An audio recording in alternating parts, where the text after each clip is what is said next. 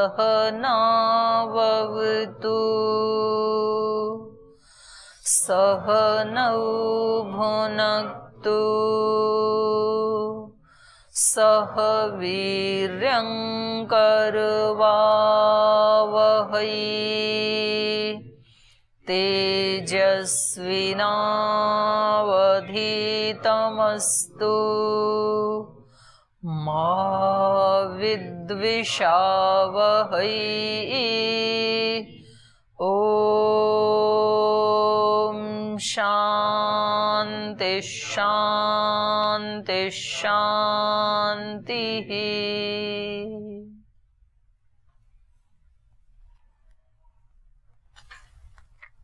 कल हम पढ़ रहे थे कि भोजन करते समय एक एक ग्रास के साथ कैसी भावना होनी चाहिए, और जो भोजन है हमारा वो प्रतीक है सभी खाद्य पदार्थों का या उपभोग्य पदार्थों का। जीवन में जो जो कुछ भी हम उपभोग करते हैं, खाना और पीना, ये प्रतीक हैं। केवल ये अन्न और जल के लिए ही नहीं है। पिछले प्रसंग में भी आया था ना, जो जयबिली राजा ने बताया था, तो वो भी यही था कि आप एक भगवान के एक अंश या एक रूप की उपासना करते हैं तो आप वैसा खाते हैं पीते हैं, और जो इसको जानता है उसके पास कोई खाने पीने की कमी नहीं रहती है। तो खाने पीने की कमी का मतलब है किसी भी उपभोग्य पदार्थ की कमी नहीं रहती है उस साधक के पास।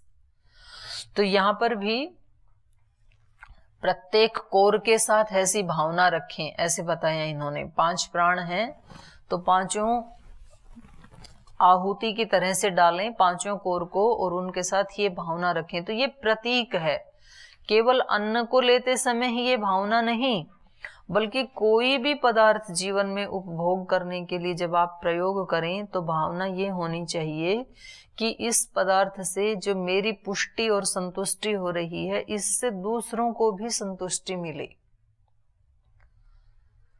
और हमारे उन्हीं उपभोग से, उसी भोग से दूसरों को संतुष्टि मिलती है जो किसी का अहित नहीं करते हैं और जो हमारे वर्ण आश्रम के अनुसार करने योग्य होते हैं।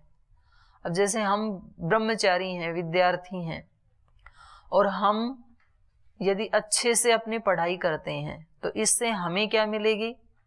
तृप्ति मिलेगी। और हमारी तृप्ति के साथ साथ जो हमारे आचार्यगण हैं उनको भी क्या मिलेगी?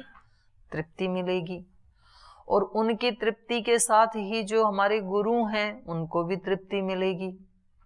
और जो हमारे गुरुजन किसी के सामने बताएंगे कि हमारे यहाँ ब्रह्मचारी इतने अच्छे से पढ़ रहे हैं, तो उन सुनने वाले लोगों को भी तृप्ति मिलेगी। और जितनी भी दैवी शक्तियां इस ब्रह्मांड में कार्य कर रही हैं, तो उनको भी जब ये पता लगेगा कि ये ब्रह्मचारी तो बिल्कुल अपने आचरण को वर्ण आश्रम के अनुसार शुद्ध बना करके पुरुषार्थ कर रहा है, तो उन दैवी शक्तियों को भी तृप्ति मिलेगी। तो एक तरह से हम सारे ब्रह्मांड को ही तृप्त कर रहे हैं जब हम ठीक से आचरण कर रहे हैं। तो केवल अपने आप को तृप्त नहीं कर रहे हैं, हमारी तृप्ति के साथ पूरे ब्रह्मांड की तृप्ति जुड़ी हुई है। और जब एक व्यक्ति अशांत होता है, परेशान होता है, दुखी होता है, अपने जीवन का जो एक ट्रैक है उससे वो जब नीचे गिरता है, तो वो स्वयं भी अतृप्त होता है, और फिर उससे जुड़ी जो पूरी ब्रह्मांड तक की जो चेन है, वो पहले अपने आसपास के अपने साथियों को डिस्टर्ब करेगा, फिर अपने गुरुजनों को, आचार्यों को डिस्टर्ब करेगा, फिर अपने गुरु को करेगा, फिर उसके बारे में जो भी माता पिता सुनेंगे या समाज के कोई लोग सुनेंगे उसको डिस्टर्ब करेगा, फिर दैवी शक्तियों के पास जो उसके आचरण की दुर्गंध जाएगी उनको भी डिस्टर्ब करेगा। तो एक तरह से फिर हम सारे ब्रह्मांड को ही दूषित करने में निमित्त बनते हैं। ये उसका विस्तार है कल वाले प्रसंग का। तो हम जो कुछ भी उपभोग करें जीवन में, वो हमारा उपभोग कैसा होना चाहिए? स्वयं को भी तृप्ति देने वाला और पूरे ब्रह्मांड को भी तृप्ति देने वाला। क्योंकि सभी वर्ण आश्रमों के लिए जो विधान तय किए हैं ईश्वर ने या वेद ने, तो उनका इस तरह का एक फॉर्मेट बनाया है कि वो एक दूसरे को पुष्टि देने वाले हों, एक दूसरे को ऊपर उठाने वाले हों और इस सारे ब्रह्मांड को पावन पवित्र बनाने वाले हों। तो सृष्टि में यदि कहीं कोई त्रुटि है, जैसे आज पर्यावरण एक बहुत बड़ी समस्या है, तो इस पर्यावरण को बढ़ाने में सहयोग किस किसने दिया, मतलब किसने किया ये दूषित? कोई बाहर के चंद्रलोक के लोगों ने आके तो दूषित नहीं किया, या सूर्यलोक के किसी व्यक्तियों ने यहां आकर के दूषित किया हो, ऐसा भी नहीं है। किसने दूषित किया एनवायरमेंट को? हमने ही किया। तो हम सबका ही सहयोग है उसमें। अब यदि उसको आज शुद्ध करना है तो किसका दायित्व बनता है? हम सबका बनता है। जहां कहीं कोई त्रुटि दिखाई दे संसार में, तो उसमें मेरा जो सहयोग है उसको मैं ठीक कर लूं। पहले रोड पे जाते हैं, रोड के ऊपर खड्डे बने हुए हैं, तो खड्डे बनाने में किस किस का सहयोग है? आपको बोले जी हमारा तो कोई सहयोग नहीं है, ये तो सरकार का है। गाली किसको निकालते हैं? MP MLA को, जो उस क्षेत्र का है ना। बोले इन्होंने कुछ नहीं किया। तो उनको MP बनाया किसने था? आपने ही बनाया था। तो आपका भी सहयोग है उसमें। तो अपने वाले सहयोग को खींचो पहले वापस, अपने वाले को ठीक करो पहले। आपका भी ये रोड यहां से और वहां तक, इसमें बहुत खड्डे हैं, गुरुकुल वाला। तो इसमें किस किस का सहयोग है उसको वैसा बनाने में? हम सब का है। हमारी भी गाड़ी आती है उधर से, तो अब उसको ठीक करने की जिम्मेदारी किसकी है? हम सब की है। तो कर देंगे संडे को, फिर तैयार हो जाओ, तो हो जाएगा। तो जहां जहां भी त्रुटि है समाज में, जीवन में, शरीर में, उस सब में हमारा सहयोग है, हमने बनाया, तो उसको ठीक करने की भी हमारी जिम्मेदारी है। तो हम ये सोचें, इन्वायरमेंट की इतनी बड़ी समस्या है, लेकिन कोई व्यक्ति तो अपने घर में AC बंद करने को तैयार नहीं है। सबको AC चाहिए। कोई अपने घर में सर्दी में हीटर बंद करने को तैयार नहीं है। कोई गीजर बंद करने को तैयार नहीं, सबको गर्म पानी चाहिए। कोई गाड़ी छोड़ने के लिए तैयार नहीं है, सबको गाड़ी चाहिए। तो जब हम सबको ये सारे साधन चाहिए तो फिर ठीक कैसे हो सकता है? तो एक एक व्यक्ति जितना पॉसिबल है उतना तो करे ना भाई। ज्यादा पॉसिबल नहीं है। अब मान लो बहुत गर्मी है और AC के बिना परेशानी है, तो 1 घंटा चला लो AC, फिर उसके बाद बंद कर दो। फिर पंखा ही बहुत है। बहुत ठंडी है, गर्म पानी से यदि नहीं नहाएंगे तो बीमार हो जाएंगे, तो इतना गर्म कर लो कि मतलब बीमार ना हो, थोड़ा गर्म कर लो। तो ऐसे मतलब उसको कम तो किया ही जा सकता है ना, बिल्कुल नहीं हटाया जाए तो। और जिसके शरीर की ऐसी क्षमता है कि उसको ठंडे पानी से नहा के भी कोई परेशानी नहीं है, तो वो थोड़ा भी गर्म ना करे। तो सबकी अलग अलग क्षमता है। तो जितनी मेरी क्षमता है उसके अनुसार मुझे उपभोग करने में ऐसा उपभोग हो जो तृप्तिदायक हो, दूसरे के लिए भी और मेरे लिए भी। तो मेरा आचरण, मेरा व्यवहार, मेरा जीवन, मेरी दिनचर्या, वो सब कैसी होनी चाहिए? सबको तृप्त करने वाली। ये कल बताया था इन्होंने। तो पीछे वाले पाठ में से आज कोई प्रश्न हो आपको तो आप पूछ लीजिए जी। ओम प्रणाम दीदी। दीदी जी, यहाँ पर मंत्र में बार बार आया है तेजसा ब्रह्म वर्चस। हाँ, तेजसा शब्द का क्या अर्थ है और ब्रह्म वर्चस शब्द का क्या अर्थ है? ये तो मैंने कल बताया था। तेज मतलब लौकिक स्थूल तेज, शारीरिक तेज, और ब्रह्म तेज मतलब आध्यात्मिक तेज, जो योगियों को बनता है, योग साधना से ही जो बनता है शरीर में। वो कुछ खाने पीने से नहीं बनता है, वो साधना करने से ही बनता है, दैवी शक्तियों को ऑब्जर्व करने से ही बनता है।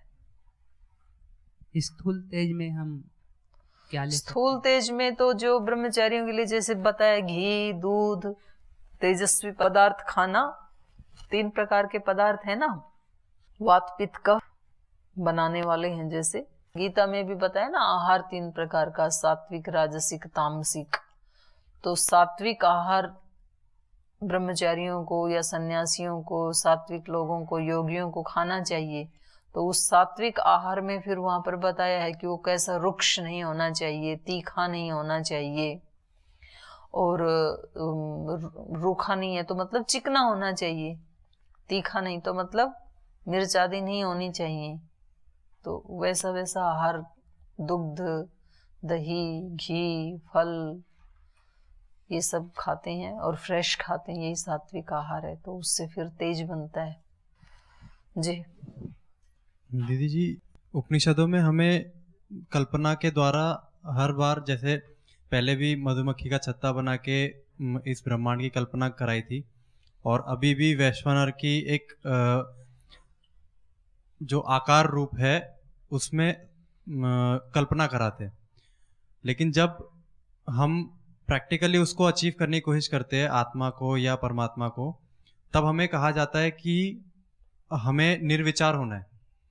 अगर ऐसी कल्पना से हमारी वृत्तियों में, चित्त में हमेशा कोई ना कोई कहानी चलती रहेगी, कोई ना कोई पिक्चर बनता रहेगा, तो हम निर्विचार और उसके परे उस बुद्धि तक या आत्मा तक फिर पहुंचना कैसे होगा?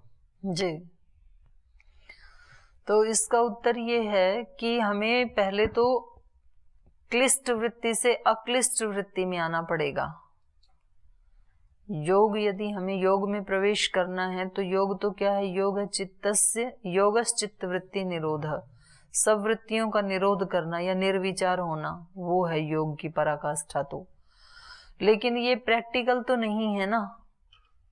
हम आज ही इसी समय सारे विचार, आपको मैं कहूँ आंख बंद करो और सब विचार रोक दो, तो आप कुछ पल रोक सकते हैं, कुछ सेकंड रोक सकते हैं, मिनट नहीं रोक पाएंगे। कोई ना कोई तो विचार आ ही जाएगा ना फिर, क्योंकि हमारा अभ्यास सदियों से ऐसे बना हुआ है। तो सारे विचारों को एकदम से निरुद्ध अवस्था में लाना पॉसिबल नहीं है। ये ऐसा ही है, मानो कोई गाड़ी 120 की स्पीड से चल रही है और हम कहें कि तुरंत इसको ब्रेक मार दो, तो फिर क्या होगा? ब्रेक डाउन हो जाएगा ना, एक्सीडेंट हो जाएगा। तो उसको पहले स्लो किया जाता है, स्पीड को। तो ऐसे ही यहाँ अंदर भी, योग में भी मन की स्पीड को स्लो करने के लिए कहा जाता है कि पहले क्लिष्ट वृत्ति से अक्लिष्ट वृत्ति में आओ।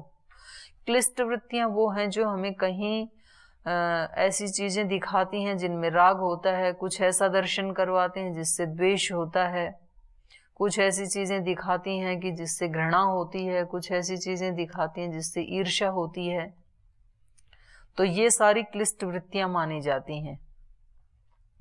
तो हमारे ऋषियों ने कहा कि नहीं, आप इस सब को ही ईश्वर का ही रूप मानो, और ये मानो ये कल्पना नहीं है, क्योंकि कण कण में वो एक ही शक्ति काम कर रही है। इसको केवल ऋषि नहीं, इसको साइंस भी मान चुकी है कि इन सब पदार्थों के पीछे एक एनर्जी काम कर रही है। लास्ट में एनर्जी बचती है। चीजों को आप तोड़ते जाओ, तोड़ते जाओ, तोड़ते जाओ, तो परमाणु तक पहुंचेंगे आप। और उस परमाणु के पीछे भी जो इलेक्ट्रॉन, प्रोटॉन, न्यूट्रॉन जो घूम रहे हैं, उनको कौन घुमा रहा है? तो वो एक ऊर्जा काम कर रही है, वो ऐसे बोलते हैं। और अध्यात्म में ऋषि कहेंगे कि वो ब्रह्म कर रहा है, वो कोई एक चेतन तत्व है, वो कर रहा है। तो ये कोई कल्पना नहीं है कि इस संसार के, ब्रह्मांड के कण कण में एक ही तत्व काम कर रहा है, एक चेतन तत्व, और ये सब उसके विकार हैं प्रकृति के, जिससे वो कर रहा है।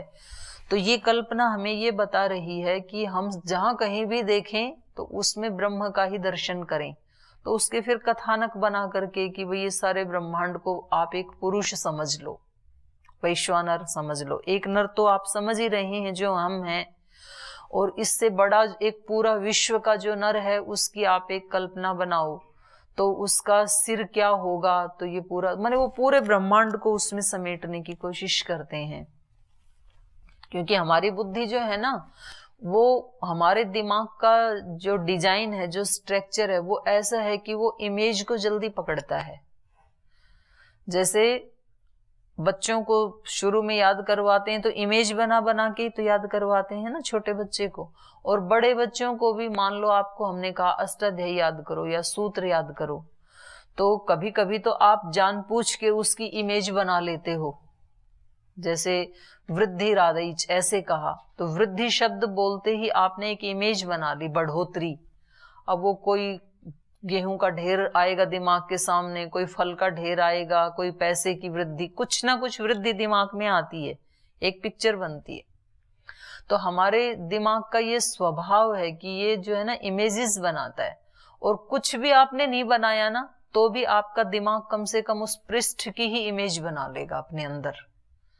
तो आपने देखा होगा जिस पुस्तक में आपने सबसे पहले वेद के मंत्र याद किए थे, संध्या हवन के मंत्र याद किए थे, लास्ट तक आपके दिमाग में वो ही बना रहता है चित्र कि ये मंत्र उस पुस्तक में उस पेज पर ऊपर था या नीचे था या बीच में था, मोटे अक्षरों में था कि पतले में था, वो इमेज बन जाती है।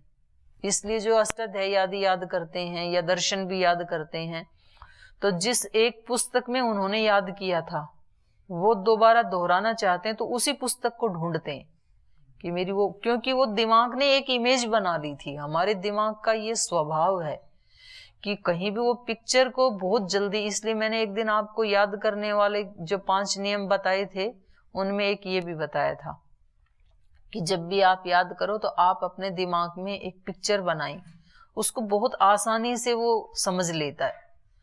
और आप नहीं भी बनाएंगे तो खुद बना लेगा उसकी, वो पृष्ठ का साइज कैसा था, पुस्तक कैसे रंग की थी, बड़ी थी छोटी थी, वो बना लेगा। तो इसलिए ऋषियों ने हमें वो ज्ञान आसानी से हमारी आत्मा में उसका आधान करने के लिए फिर ये पिक्चर बनाते हैं ब्रह्मांड की, कि ये द्युलोक ही उसकी मूर्धा है, आदित्य ही उसका चक्षु है, ये अंतरिक्ष ही उसका उदर है, ऐसे से बनाएंगे, पृथ्वी उसके पैर हैं, तो ये जल्दी से समझ में आ जाता है। तो ये एक वृत्ति तो बनी हमारी, लेकिन ये क्लिष्ट वृत्ति नहीं है, अक्लिष्ट है। क्योंकि ये वृत्ति हमें क्या दिखाएगी, ये नीचे से ऊपर तक हमें भगवान का ही एक स्वरूप दिखाएगी कि ये पूरा ब्रह्मांड उसी का ही स्वरूप है। लेकिन यहाँ रुक नहीं जाएंगे क्योंकि ये अक्लिष्ट वृत्ति है, अक्लिष्ट वृत्ति पे रुक नहीं जाना है। अब फिर इसका भी निरोध करना है, क्योंकि वृत्ति जब तक रहेगी तब तो वो तो वृत्त्यतीत है ना, तो उसको हम नहीं जान सकते हैं। तो ये केवल हमारी यात्रा को आगे बढ़ाने के लिए है, अंतिम नहीं है ये। तो इसलिए इन्होंने ऐसे किया है जी। दीदी यहाँ पे जो प्राचीन शाल उपमन्य आदियों को जो वैश्वानर का मतलब वो दिया था, तो उन्होंने सबने अलग अलग से कहा, किसी ने आदित्य की उपासना की, किसी ने वायु की उपासना की। तो उन्होंने कहा कि आपकी इसकी उपासना करने से, वायु की उपासना करने से आपको भरपेट भोजन मिला या का समृद्धि मिला। तो लोक में तो देखा जाता है कि बिना पुरुषार्थ के कुछ भी नहीं मिलता, तो यहाँ पे जो उपासना कही गई है पुरुषार्थ के हिसाब से कहा गया। हाँ, उन्होंने जिस जिस रूप की उपासना की तो उस तरह के भोग्य पदार्थ उनको मिल गए। आदित्य के ऊपर कैसे पुरुषार्थ किया जा सकता है? उन्होंने आदित्य की ही उपासना की। उपासना की मतलब ब्रह्म का दर्शन किया। देखो ये जो आदित्य है यही हमारी सारी सृष्टि का आधार है, तो आदित्य के अलावा कोई ईश्वर है या नहीं मुझे नहीं पता, पर ये ईश्वर जरूर है, क्योंकि आदित्य के होने से सारे पेड़ पौधे सब होते हैं। यदि सूर्य का प्रकाश इनको ना मिले तो नहीं ये अपना भोजन बना पाएंगे। जो भी पेड़ पौधे हैं तो वो सूर्य के प्रकाश में ही अपना आहार बनाते हैं। ये तो साइंस में पढ़ाई होगा ना आपने। और फिर ये क्या ऑक्सीजन छोड़ते हैं, ऑक्सीजन हमारे लिए छोड़ते हैं, कार्बन डाइऑक्साइड जो हम छोड़ते हैं उसको ये लेते हैं। तो ये सारा सर्कल सूर्य से चल रहा है, रात दिन से चल रहा है। रात में वो भी कार्बन डाइऑक्साइड छोड़ते हैं, वो भी ऑक्सीजन नहीं छोड़ते हैं। ऑक्सीजन केवल दिन में छोड़ते हैं सूर्य के प्रकाश में। तो यदि सूर्य नहीं हो मानो तो फिर ऑक्सीजन मिलेगी नहीं हमें। ऑक्सीजन नहीं मिलेगी तो हमारा जीवन नहीं होगा। तो ये सूर्य के प्रकाश में ऑक्सीजन छोड़ते हैं और वो रात को भी बनी रहती है और फिर हम जो कार्बन छोड़ते हैं उसको ये लेकर के अपना भोजन बनाते हैं, तो ये सृष्टि चल रही है ना।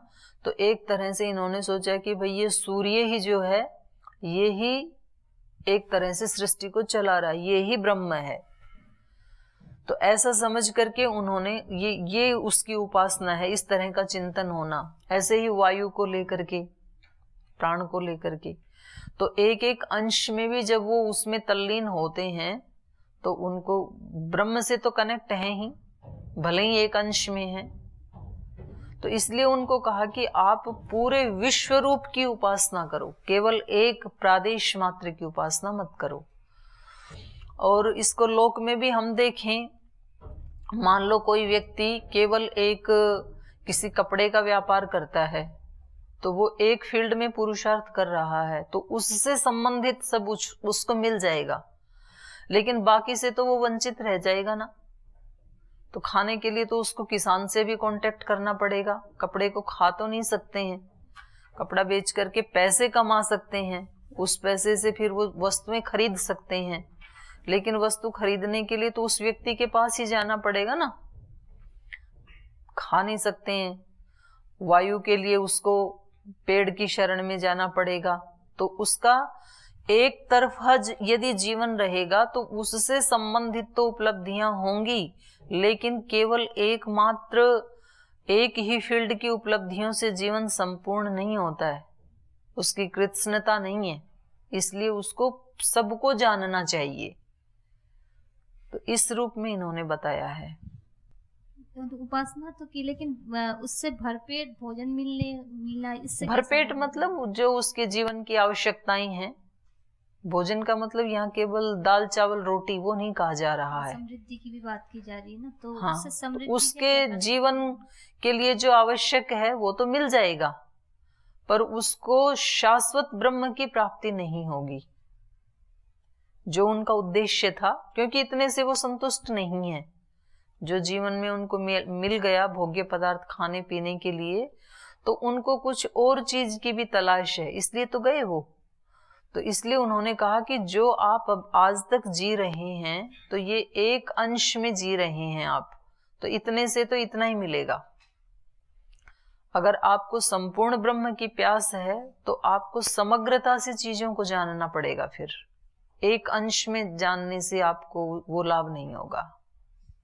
इस रूप में ही उपासना है, और खाना पीना भी इस रूप में है, केवल वहां सब्जी रोटी ऐसा नहीं कहा जा रहा है जी। ओम दीदी, ये पृथकवर्तमात्मा शब्दों का अर्थ समझ में नहीं आ रहा है। पृथक वर्तात्मा, उससे कुछ अलग, आप कुछ अलग ही ब्रह्म की उपासना कर रहे हैं। पृथक माने अलग होता है ना, तो वो वायु के लिए ये शब्द प्रयोग किया जाता है। जिसके लिए पहले वाला उपासना कर रहा था सूर्य की, ये उससे कुछ अलग है। और इसकी चाल भी ऐसे तिरछी होती है ना, बाकी की चाल अलग होती है, इसकी चाल अलग होती है, टेढ़ी होती है, इसलिए भी इसको पृथक वर्तात्मा कहते हैं वायु को। एक अनवार्य पचना, ये अग्नि का नाम है, देखिए इस संज्ञा है मन जिसमें की तुलना किया इससे। जिसमें पकाया जाता है। तो इन्होंने कहा ये प्राण अपान समान उदान, इन सब की तृप्ति के लिए, क्योंकि शरीर में जब पांचों प्राण तृप्त होंगे तो पूरे शरीर के सभी प्राणों को तृप्ति होने से मनुष्य तृप्त रहेगा, इसके तृप्त होने से जो इसके आसपास वाले हैं वो भी तृप्त होंगे। तो अभी जो हमने एक चिंतन किया कि एक व्यक्ति की तृप्ति में सारे ब्रह्मांड की तृप्ति जुड़ी हुई है, ऐसा ही उसको जीवन जीना चाहिए कि उसकी तृप्ति के साथ साथ दूसरों को भी तृप्ति मिले, और कम से कम वो सबको तृप्त ना कर पाए तो अपने आप को यदि तृप्त कर लेता है तो कम से कम वो ब्रह्मांड के एक अंश को तो तृप्त कर ही देता है ना। भाई हम भी तो एक पार्ट है ना इस ब्रह्मांड के, तो जब हम अपने आप को ठीक करते हैं तो ब्रह्मांड के एक छोटे से अंश को ठीक करने में तो हम निमित्त बने ना। और ऐसे सब अपने अपने आप को ठीक कर लें यदि, तो फिर ब्रह्मांड का बहुत बड़ा पार्ट ठीक हो सकता है। जैसे मानो हम पृथ्वी के जो मनुष्य हैं, जैसे मैंने अभी बात की पर्यावरण वाली, तो एक व्यक्ति यदि इसमें पुरुषार्थ करता है तो वो छोटे से टुकड़े को तो ठीक कर ही रहा है ना, भले ही वो कितना ही छोटा है। और फिर ऐसे ऐसे हजारों लोग मिल जाएं तो ये 1000 टुकड़े हो गए ब्रह्मांड के। तो इतने बड़े एरिया को तो हमने ठीक कर ही लिया। और फिर हमारे से प्रेरणा लेकर के वो लोग लाखों में हो जाएं, फिर करोड़ों में हो जाएं, तो एक बहुत बड़े पार्ट को हमने शुद्ध कर दिया। फिर इससे प्रेरणा लेके, भारत से प्रेरणा लेकर के दूसरे लोग भी वैसा ही करें, तो उससे भी बड़े पार्ट को ठीक कर दिया। तो ऐसे प्रेरणा लेकर के यदि सभी मनुष्य पृथ्वी के अपने अपने जीवन को वैसा बना लें तो सारे ही इस पर्यावरण को हम शुद्ध कर सकते हैं। तो ये बहुत बड़ा हमारा योगदान हो सकता है फिर एक व्यक्ति का। और इसीलिए महापुरुषों को गौरव सम्मान दिया जाता है, पूजा की जाती है, क्योंकि वो अपने जीवन को ठीक करने के साथ साथ लाखों करोड़ों जीवनों को प्रेरणा दे देते हैं। तो भगवान की सृष्टि में एक बहुत बड़ा योगदान हो जाता है उनका सुधार करने का। तो यही इन्होंने इसके माध्यम से हमें शिक्षा दी है। आगे कह रहे हैं, स यह इदम अविद्वान अग्निहोत्रम जुहोति यथा अंगारान अपोह्य भस्मनि जुहुयात तादृक् तत्स्यात्। तो ऊपर इन्होंने बताया था इन सब में आहुति देने से ये व्यक्ति प्रजया पशुभिर तेजसा ब्रह्मवर्चसेन अन्नाद्येन तृप्यति, तृप्त हो जाता है। और जो ऐसा नहीं करता है, स यह इदम अविद्वान, जो इस रहस्य को न जानता हुआ ऐसे ही खा लेता है, बात करते करते, शोर मचाते हुए, झगड़ा करते हुए, माने आहार को यज्ञ की तरह से नहीं खाता है, ऐसे आहुति दे करके नहीं खाता है कि इससे मेरा प्राण तृप्त हो, अपान तृप्त हो, व्यान तृप्त, ऐसे नहीं खाता है। तो कह रहे हैं स य इदम अविद्वान, जो इस रहस्य को न जानता हुआ अग्निहोत्रम जुहोति, इस यज्ञ को कर लेता है। एक यज्ञ स्थूल यज्ञ है, एक यज्ञ खा रहे हैं ये भी यज्ञ है, एक हम विचार कर रहे हैं वो भी यज्ञ है कि मैं ये विचार कर रहा हूं इससे मेरा मस्तिष्क पुष्ट हो, और मेरा मन पुष्ट होगा तो इससे चंद्रमा पुष्ट होगा, क्योंकि चंद्रमा का अंश ही मेरा मन है। चंद्रमा के तृप्त होने से फिर उससे संबंधित जो शक्तियां हैं वो पुष्ट होंगी, उसके पुष्ट होने से फिर सारा ब्रह्मांड पुष्ट होगा, तृप्त होगा। ऐसा सोच के हम वो ही विचार उठाएं, अक्लिष्ट वृत्ति ही उठाएं, तो ये यज्ञ हो गया। फिर तो पूरा जीवन ही हमारा क्या हो सकता है, यज्ञ हो सकता है। गीता में भगवान कृष्ण ने कहा, सह यज्ञ मया सृष्ट्वा पुरोवाच प्रजापति ही अनेना प्रसविष्यध्वम। तुम भी इस यज्ञ से ही इसको आगे बढ़ाओ, इस सृष्टि को। मैंने जब रचना की तो सह यज्ञ, यज्ञ सहित मैंने उसका सृजन किया है। अनेना प्रसविष्यध्वम स एष वह इष्ट काम दुख। और ये जो यज्ञ है ये आपके लिए सब मनोकामनाओं को पूर्ण करने वाला हो। तो सृष्टि में जितनी भी शक्तियां हमें दिख रही हैं, चाहे वो नदियां हैं, चाहे वो वायु है, चाहे वो पृथ्वी है, चाहे वो प्राणवायु है, जितने भी हैं वो सब क्या कर रही हैं, यज्ञ कर रही हैं। यज्ञ में थोड़ा सा देते हैं, बदले में वो हजारों गुना देता है हमें। तो पृथ्वी यज्ञ कर रही है, एक बीज बोते हैं, हजारों गुना करके वापस देती है। वायु यज्ञ कर रहा है, कोई चीज जब सड़ जाती है तो आप वायु में फैला देते हैं उसकी दुर्गंध आदि को, तो वो उसको पवित्र करके चली जाती है वायु। सूर्य भी यज्ञ कर रहा है। तो ये सारी सृष्टि भगवान ने कैसे रची है, सह यज्ञ, यज्ञ सहित। और फिर कहा कि आप भी उस सृष्टि को ऐसे ही आगे बढ़ाना। अनेना प्रसविष्यध्वम, तुम भी इस उत्पत्ति को करो, तो यज्ञ भाव से करना, जीवन को यज्ञ भाव से जीना। और फिर ये यज्ञ आपके लिए कैसा हो जाएगा, इष्ट काम दुख, आपकी इष्ट कामनाओं को पूरा करने वाला हो जाएगा।